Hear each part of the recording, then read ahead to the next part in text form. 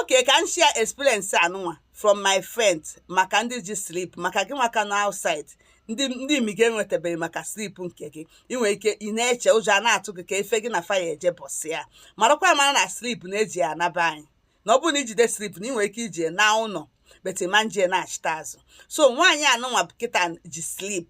and also na ndị elili bọs Saturday ngwara na ndị eke na ndị imigo juru n'ugbo anyị so wee lie fa ọtụtụ n'ime fa but nwaanyị a in question bụ my friend so ọ sị na mgbe ndị eke bata na side ha block the two places nwere ụzọ ihe esi wee gbanwe ọsọ so ụfọdụ n'ime fa gbana n'ime toilet ndị eke bịakwa ebe onye eke bịa die si fa mepee toilet ya nọọsụ si akwụ so fa mepee fa mepee nọọsụ ya kwụ ebe a fa mepee na nsogbu adịrọ fa mepee the toilet onye nke izi nọ bụ ụzọ mepee the toilet bụ onye Zambia were 20,000 naira fefe ịnya n'aka si ya ka ya je weta akwụkwọ ya so ọ pụọ so onye nke m nwaanyị a na-ekwu okwu pụta ka o gosi akwụkwọ nke bụ slip a iji gị nwa nọ outside chikịta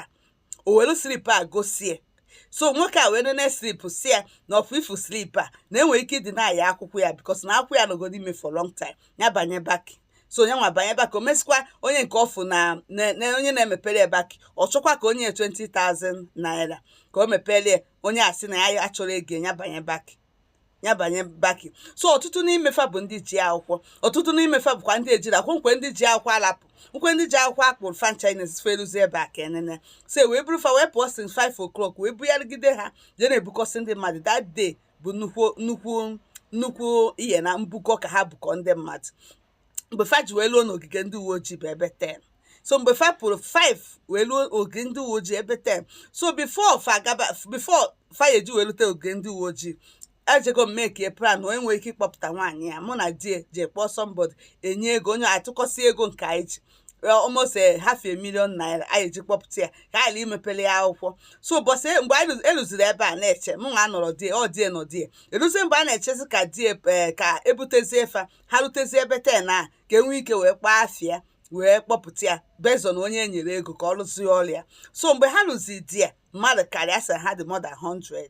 so Chukwunna si God may have it Chukwunna wee mezie ife nwaanyị a na onwe wee weziere the same akwụkwọ ahụ gị nwa nọ kịta jide nke gị ka na-atụ uche si hey akwụkwọ anụ ejide m wit nyanwa adịkwa safe gị nwa nwekwanụ na-ejidego iwute akwụkwọ a ị nwere ike ishi akwa experience nke gị dị ebe a na-edepụta ebumnobi so nwaanyị ahụ were dị akwụkwọ jikwubezie ndị imige n'ofu n'ime ebe a because ọ ndị uwe ojii onye uwe ojii bụ ife si abaa n'ime mgbe o gosiri ya na side fa ọ si abaa na